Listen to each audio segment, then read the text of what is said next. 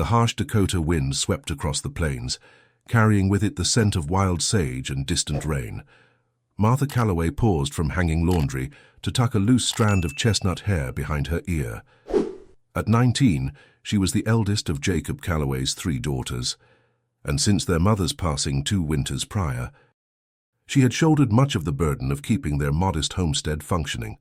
"Sarah, Rebecca, come help with these sheets before they blow clear to Kansas," Martha called to her younger sisters. Sarah, 17 and golden-haired like their late mother, emerged from the root cellar with a basket of potatoes. Rebecca, just 15 with freckles scattered across her nose like constellations, followed close behind. "Pa says he'll be back from town by sundown," Sarah said, grabbing the corner of a damp sheet.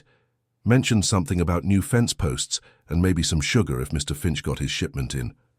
The Calloway farm sat nestled in a gentle valley, 20 miles from the nearest town of Willow Creek. Jacob Calloway had claimed the land 6 years earlier, dragging his wife and 3 young daughters from Illinois with dreams of prosperity that had yet to materialize. The land was good, but the Dakota Territory was unforgiving, especially with the growing tensions between settlers and the indigenous tribes. Rebecca suddenly froze, her gaze fixed on the tree line at the edge of their property. "Martha," she whispered, "there's someone there." Martha turned, squinting against the afternoon sun. A figure stumbled at the edge of the cottonwoods, swaying precariously before collapsing to the ground. "Stay here," Martha instructed. But Sarah was already following close behind as she hurried across the field. The man lay face down in the tall grass, his long black hair splayed around him. Blood had soaked through his buckskin shirt, and his breathing came in shallow gasps. He was clearly Lakota, his clothing, his copper skin. The eagle feather tied in his hair all marked him as one of the people their father spoke of, with equal parts fear and disdain. "He's badly hurt," Sarah murmured, kneeling beside him. "Knife wound, looks like." Martha hesitated. Helping an Indian could be dangerous in more ways than one. The Dakota War was just a few years past, and tensions remained high. Their father would be furious. "We can't just leave him to die," Sarah said, reading her sister's thoughts. Rebecca had joined them now, her eyes wide. "Pa always says the only good Indian is a—" "Don't you dare finish that sentence, Rebecca Calloway," Martha snapped. "Help me get him to the old smoke shed, quick before anyone passes by on the north road." Together, the 3 sisters managed to half-drag, half-carry the unconscious man to the small shed where their father used to smoke meat before they'd built the larger one closer to the house. It was hidden from view of both the main house and the road, sheltered by a stand of cottonwoods. "Rebecca, fetch clean water and some of Ma's old linens from the trunk. Sarah, keep watch for Pa." Martha was already examining the wound, a deep gash across his side that had bled profusely but appeared to have missed any vital organs. The man's eyes fluttered open briefly, dark. Intense eyes that locked onto Martha's for just a moment before closing again. In that brief connection, Martha had seen something that startled her: intelligence, pride, and a depth of pain that went beyond his physical wound. "Who do you think he is?" Rebecca whispered when she returned with the supplies. "Doesn't matter," Martha replied, cleaning the wound as gently as she could. "He's a man who needs help, that's all we need to know." Sarah appeared in the doorway. "I don't like this, Martha. If Pa finds out—" "Then don't let him find out," Martha said firmly. "We'll tend to him until he's well enough to leave. It's the Christian thing to do, whatever Pa might say." What the sisters didn't know, couldn't know, was that the man they were hiding was Dakota, the firstborn son of Chief Maka, the most powerful Lakota leader in the territory. Dakota had been returning from a diplomatic mission to the Crow when he was ambushed by a small band of rival Blackfoot warriors. He had killed 2 before escaping, but not before taking a knife to his side. As darkness fell, Jacob Calloway returned from town, his wagon loaded with supplies, and his mood soured by the news he'd heard. "Damn Indians causing trouble again," he announced as he stomped into the house. "Army's putting out patrols." "Says there's been raids on homesteads up north." Martha exchanged a quick glance with her sisters. "Supper's almost ready, Pa. Just needs dishing up." Jacob hung his hat on the peg by the door and washed his hands in the basin. "You girls stay close to the house for a few days, you hear? No wandering off picking berries or whatever nonsense you get up to." "Yes?" "Pa," they chorused, another glance passing between them. Later that night, after their father had fallen asleep, Martha slipped out to the shed with a bowl of stew and fresh bandages. The injured man was awake, sitting up against the wall, his eyes instantly alert as she entered. "I've brought food," she said softly. Unsure if he understood English. "Thank you," he replied, his voice deep and his English perfectly clear if somewhat accented. Martha couldn't hide her surprise. "You speak our language." A faint smile touched his lips. "And you speak mine poorly when you whisper to your sisters. You called me the wounded one, but you used the wrong form." Martha felt heat rise to her cheeks. "We've been learning bits from a book a missionary left. I didn't think—" "It was kindly meant," he interrupted. "I am Lakota. Martha Calloway." She handed him the bowl of stew. "My sisters are Sarah and Rebecca. Our father doesn't know you're here, and it's best it stays that way." Lakota nodded, accepting the bowl. "Your father would not approve of helping a Lakota." "No," Martha admitted. "He would not. Yet you help me anyway." Martha busied herself with checking his bandages. "The wound is deep, but clean. No sign of putrefaction. You're lucky." "Luck had little to do with it," Lakota said, wincing slightly as she examined the injury. "Skill in finding help, perhaps." "Were you in a battle?" Martha asked, unable to contain her curiosity. Dakota's expression darkened. "An ambush. Blackfoot, who wished to prevent a peace council." He paused, studying her face. "You risk much by helping me." "It was the right thing to do," Martha said simply. In the days that followed, the sisters took turns tending to Lakota, bringing him food and fresh water, changing his bandages, and sometimes simply sitting with him in conversation. He told them of Lakota ways, of his father's efforts to maintain peace while preserving their lands and traditions. In turn, they shared stories of their life on the homestead, of their mother's passing, of their father's hardness since. Sarah, in particular, seemed drawn to Lakota, lingering longer than necessary during her visits. Martha noticed but said nothing, though a knot of worry formed in her stomach. Their father's hatred of Indians ran deep, and any attachment to Lakota could only lead to heartache. On the 5th day, disaster struck. Jacob Calloway returned early from checking his western fields, a broken plow part in need of repair sending him home ahead of schedule. As he approached the house, he spotted Rebecca hurrying from the direction of the old smoke shed, a bowl and bandages in her hands. "Rebecca," he called, his voice sharp with suspicion, "what are you doing out there?" Rebecca froze, her young face unable to conceal her panic. "Nothing, Pa. Just cleaning the old shed. Martha thought we might use it for storing preserves come fall." Jacob's eyes narrowed. "Since when do you clean with a bowl of stew?" He strode past her, ignoring her pleas to wait. Martha was inside the house when she heard her father's roar of rage. She ran outside to see him dragging Lakota from the shed by his injured arm, the Lakota man too weak still to put up much resistance. "Pa, stop!" Martha cried, rushing forward. Jacob Calloway's face was mottled with fury. "You been harboring an Indian? In my home? After what their kind did to the Petersons last year, to half the Minnesota settlements?" "He was hurt, Pa," Sarah said, appearing beside Martha. "We couldn't just let him die." "The hell you couldn't," Jacob spat, throwing Lakota roughly to the ground. "I ought to finish what whoever started this began." Lakota made no move to defend himself, his dark eyes calm despite the danger. "Your daughters have shown the compassion that your God teaches, settler. They honor your family with their actions. Don't you dare speak of honor or God to me." "Savage," Jacob snarled, his hand moving to the knife at his belt. "Pa, no!" Martha stepped between them. "If you harm him, I swear I'll never forgive you. None of us will." Jacob looked from daughter to daughter, seeing the resolution in their faces. His fury didn't abate, but a calculating look replaced the blind rage. "Fine, I won't kill him, but he leaves now and so do you." "What?" Rebecca whispered. "You heard me, all three of you. If you choose Indians over your own blood, then you're no daughters of mine. Pack your things and be gone before sundown." "Pa, you can't mean that," Sarah pleaded. "Where would we go?" "Should have thought of that before you betrayed your family," Jacob said coldly. "Maybe your Indian friend can take you to his people. See how long you last there." Martha stood straight, meeting her father's gaze. "If that's your decision, then so be it. But know this, in showing no mercy, you're the one betraying what Ma would have wanted." The mention of his late wife seemed to strike Jacob like a physical blow, but he didn't relent. "Sundown," he repeated, then turned and walked toward the house. The sisters looked at each other in stunned silence before Martha helped Dakota to his feet. "I am sorry," he said quietly. "This is not what I wished to bring upon you."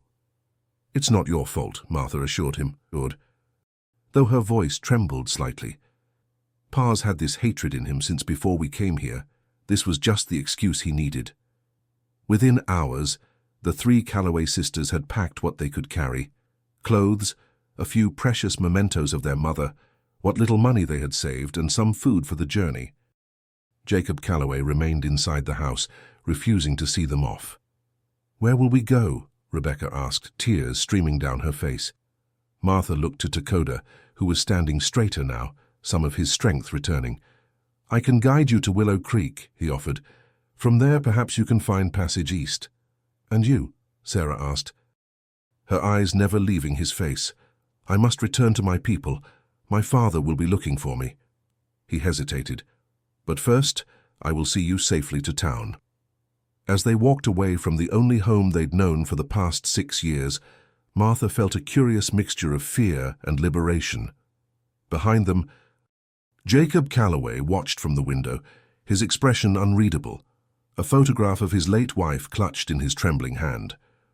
The journey to Willow Creek would take nearly a full day on foot. They made camp as night fell, sheltering in a small grove beside a creek. Dakota, despite his injury, proved remarkably resourceful, fashioning a simple lean-to from branches and showing the sisters how to build a fire that produced almost no smoke. "Your father may change his mind," Dakota said as they sat around the small fire. "When his anger cools." Martha shook her head. "You don't know him. Once Pa makes up his mind, it's set like stone." "What will you do in town?" Dakota asked. The sisters exchanged glances. They had discussed little beyond putting distance between themselves and their father's rage. "Mrs. Whitaker runs the boarding house," Sarah suggested. "Perhaps she'd give us work in exchange for lodging until we decide." "Or we could go to Fort Laramie," Rebecca offered. "I heard they're always looking for laundresses and such." Martha nodded thoughtfully. "We'll find our way. We're Calloways, after all." Dakota studied them in the firelight. "You are brave, all 3 of you. Brave and kind. My people would value such spirits." "Your people would hardly welcome 3 white girls," Martha said with a sad smile. "You might be surprised," Dakota replied. "Times are changing. Some of us understand that the future will require new ways of thinking." As they settled in for the night, Sarah moved to sit beside Dakota. "Tell us about your father," she requested. "You mentioned he's important among your people." Dakota was silent for a moment. "My father is Chief Maka. He leads not just our band but holds counsel with all Lakota tribes. He has been trying to forge a path that allows our people to maintain our ways while adapting to the changes coming from the east." Martha's eyes widened. "Your father is Chief Maka, the one they call the Eagle?" Dakota nodded. "The very same. But that would make you his heir," Dakota confirmed. "I was returning from a peace council with the Crow when I was attacked." The sisters exchanged shocked glances. They had been harboring not just any Lakota, but the son of the most powerful chief in the territory. "Why didn't you tell us?" Rebecca asked. "Would it have mattered?" Dakota countered. "Would you have treated me differently?" Martha considered this. "Perhaps not, but it matters now. Your father must be worried." "Yes," Dakota agreed. "And if he believes settlers have harmed me, it could threaten the fragile peace in these lands." The gravity of their situation settled over them. They were 3 young women alone on the frontier, cast out by their father, traveling with the injured son of a powerful Lakota chief. The delicate balance of peace in the territory might hinge, in some small way, on their actions. Morning came with a chill mist rising from the creek. As they prepared to continue their journey, the sound of approaching horses froze them in place. "Quick," Dakota whispered, "into the trees." But it was too late. 6 riders emerged from the mist, 4 of them Lakota warriors, 2 U.S. Army scouts. At the sight of Dakota, the Lakota riders let out exclamations of relief and surprise. "Dakota," one called out, "we have searched for many days." The leader of the party, a tall Lakota with grey streaks in his long hair and an eagle feather in his braided hair, dismounted and approached. His resemblance to Dakota was unmistakable. "Father," Dakota said, inclining his head respectfully. Chief Maka embraced his son briefly, then stepped back to examine him, noting the wound and the pale faces of the 3 young women standing nearby. "What has happened here?" he asked in Lakota. Dakota explained in the same language, gesturing occasionally to the sisters. Martha caught enough words to understand he was telling their story. The chief turned to them, his expression stern but not unkind. "My son says you saved his life, that you were cast out for helping him." Martha stepped forward. "We did what anyone should have done, sir." Chief Maka seemed amused by her addressing him as sir. "Not anyone, clearly. Your own father did not approve." The mention of their father brought fresh pain to the sisters' faces. "Where were you going?" the chief asked. "To Willow Creek," Sarah answered, "to find work and lodging." Chief Maka exchanged a look with his son, then with one of the army scouts, a weathered man with a thick beard. After a brief conversation in low tones, he turned back to the sisters. "The army patrol was dispatched because rumors reached Fort Laramie that my son had been killed by settlers. Had this been true, many angry young warriors would have sought vengeance despite my wishes." Martha felt a chill at how close they had come to inadvertently sparking violence. "By saving my son, you may have prevented much bloodshed," the chief continued. "For this, the Lakota owe you a debt." "We want no debt," Martha assured him. "We only did what was right." Chief Maka nodded appreciatively. "Nevertheless," he turned to the army scout, "Lieutenant Davis, these young women need escort to Willow Creek. I trust you can provide this?" The lieutenant nodded. "Of course. We can have them there by midday." "And I will speak with Agent Williams about finding them suitable positions," the chief added. "Perhaps at the agency school. They have shown they can bridge our worlds better than most." The 3 sisters looked at each other in surprise.